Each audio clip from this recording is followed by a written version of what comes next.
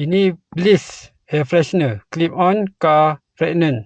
Bau Ruby Crush. Ini adalah bauan yang paling latest lah. Boleh tahan sehingga 45 hari. Okey, inilah rupa dia macam ni. Pewangi dia dah ada dekat dalam. Yang ni aku beli satu set lah. Pewangi dengan sekali rumah dia. Nak buka dia boleh pusing. Dan inilah pewangi dia. Kena buka ni. Cuba korang bau sikit. Wangi ke tak wangi. Lepas tu letak dia macam ni. Dah letak, kita tutup lah. Yang ni ada marking dia. Satu atas, satu bawah. Marking dia. Jangan risau dia tak tertumpah. Lepas tu kita letak dekat sun visor ni. Letak dia macam ni. Siap. Baru nampak premium.